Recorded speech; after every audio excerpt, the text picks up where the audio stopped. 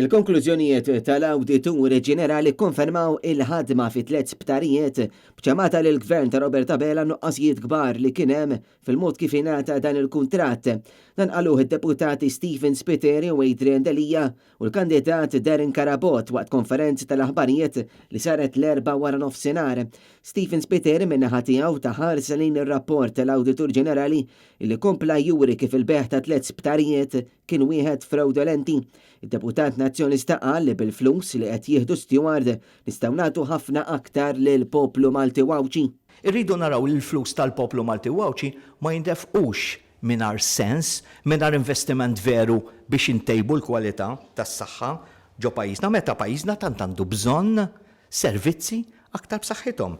Meta naraw li għandna bżonn noffru servizzi aħjar u ta' kwalità b'mod speċjali fis-saħħa mentali, fejn għandna bżonn sptar ġdid urġenti fit-trattament tal-kanċer, f'mediċini ġodda, f'servizzi aktar b'saħħithom fil-kura primarja. Min-naħa tiegħu id-deputat nazzjonalista Adrian Delija fakkar fil-kawża li fetaħ fil-qorti sabiex dawn it-3 sptarijiet jerġgħu jingħataw lill-poplu Malti għax ta' kuljum il-poplu għadu qed jinstara il-miljuni.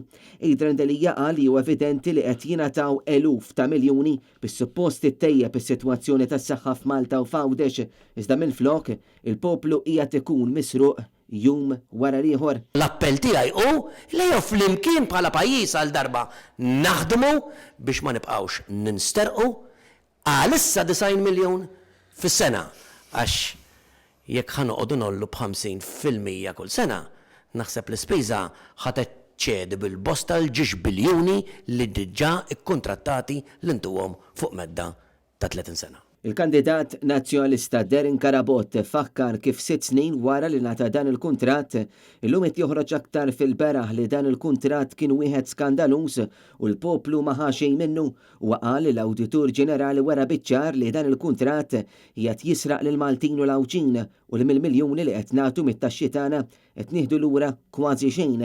Dan huwa kuntratt kontra l-interess tagħna, kontra l-interess tas-saħħa tagħna, kontra l-interess tal-but tal-poplu Malti. Dan il-gvern f'6 snin baqa' maħa l-ebda deċiżjoni u oħra l taħt it-tapit. Il-Partit Nazzjonalista huwa ċar. Il-Partit Nazzjonalista jintrabat illi jieħu it-3 sptarijiet kollha lura għall-poplu Malti. James Aronellu, Net News.